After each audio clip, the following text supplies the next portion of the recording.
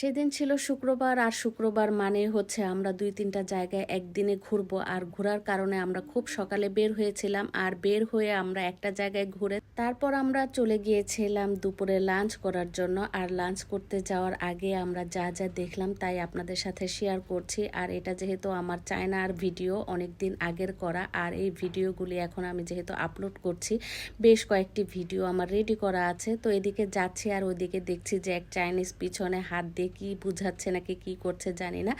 আসসালামু আলাইকুম, আশা করি সবাই ভালো আছেন। আলহামদুলিল্লাহ, আমিও আপনাদের দোয়ায় ভালো আছি। এই যে আমরা দুপুরে লাঞ্চ করতে যাচ্ছিলাম, ঠিক তখনই এই আমাদের চোখের সামনে পড়লো গুডসওয়ে। আর গুডসওয়ে দেখে তো আমার ছেলে, সে লাঞ্চ পরে করবে, আগে সে গুডসওয়েতে যাবে, তারপর সেগুলো দেখবে। তো আমাদের যেহেতু ক্ষুধা লেগেছে, আমরা আগে বলছিলাম যে না, আগে আমরা যে দুপুরে লাঞ্চটা সেরে আসি, তারপর ধীরে সুস্থে না হয় এই গুডসওয়েটা দেখবো। আর এখানে কি দেখার আছে, যা দেখছি শুধু কার্টুন আর কার্টুন। আর এগুলিই নাকি এখনকার জেনারেশনের পছন্দের তালিকায় শীর্ষে আছে। আমি বলছিলাম যাই হোক বাপু, আগে পেটটাকে ঠান্ডা করি, তারপর না হয় গুডসওয়ে যে তুমি তোমার পছন্দগুলো দেখে নিও। তো এইদিকে তো আমরা মুসলিম হোটেল খুঁজতে খুঁজতে কাহিল হয়ে যাচ্ছি। তারপর দেখি যে আমরা আমাদের চোখের সামনে মুসলিম হোটেলটাকে রেখে অন্য জায়গায় যেয়ে আমার হাজব্যান্ড সে ট্রান্সলেট করে দেখছে। এইদিকে আমি ভিডিও করার তালে পড়ে আমি কিন্তু তখন খেয়াল করিনি। পরে তো দেখি যে মুসলিম হোটেলটা রেখে আমার স্বামী যেহেতু অন্য জায়গায় চলে গেছে, তারপর তাকে আমি বললাম যে এই যে মুসলিম হোটেল। তো যাই হোক, এখানে আমরা এসে দেখলাম বেশ অনেক লোভনীয় সব খাবার। আর এখানে সবজি বিরিয়ানিটা দেখে আমি ভেবেছিলাম অনেক খেতে পারবো, কিন্তু যখন দেখলাম যে আমার প্লেট ভর্তি বিরিয়ানি, তখন তো আমার খাবার রুচিটাই চলে গেল। আর আমি বলছিলাম চায়না বলে সম্ভব হয়েছে, বাংলাদেশে তো এত পরিমাণ খাবার দিত না। তো যাই হোক, খাবারটা বেশ মজার ছিল। আর এইদিকে যে নুডলসটা, এই নুডলসটা যখন মিক্সড করা হলো তখন এত ভালো লেগেছে কি আর বলবো।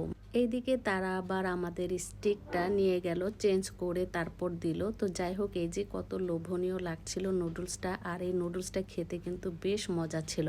এদিকে আমি দেখছিলাম কিভাবে তারা নুডলসটা তৈরি করছে আর কিভাবে তারা সেই নুডলসটা সাথে সাথে সার্ভ করছে। তো এই যে এদিকে দেখছি সবাই শুধু নুডলসই খাচ্ছে। আর এদিকে দেখেন যখন তখন নুডলসটা বানিয়ে তারপর গরম পানিতে দিয়ে সেটাকে বয়েল করে তারপর কিন্তু সার্ভ করছে। এটা দেখে আমার কাছে বেশ ভালো লেগেছে। আর এটা খুবই জনপ্রিয় একটা খাবার হয়েছে, সবাই দেখছি নুডলসই খাচ্ছিল, শুধুমাত্র আমি নিয়েছিলাম বিরিয়ানি। তো যাই হোক, এই যে দেখেন গরম পানিটা, এই গরম পানিটার মধ্যেই কিন্তু তারা নুডলসটা বয়েল করে। তো যাই হোক, আমাদের খাওয়া দাওয়া শেষ করে তারপর কিন্তু আমরা আবার চলে গেলাম সেই গুডসওয়েতে। সেই গুডসওয়েতে যেয়ে দেখি শুধু খেলনা। এখনকার জেনারেশনের নাকি বড় বড় ছেলে মেয়েদের নাকি সবচেয়ে পছন্দের শীর্ষের তালিকায় নাকি এই গুডসওয়েটা। আর এখানে আমি তেমন কোনো কিছুই পার্থক্য দেখিনি, শুধুমাত্র খেলনা ছাড়া। তো যাই হোক, এই ছিল আমার ছোট্ট একটা ব্লগ। নেক্সট ব্লগ দেখার আমন্ত্রণ জানিয়ে আজকের মতো আপনাদের কাছ থেকে বিদায় নিচ্ছি। সবাই ভালো থাকবেন, সুস্থ থাকবেন। আল্লাহ হাফেজ সবাইকে। আসসালামু আলাইকুম।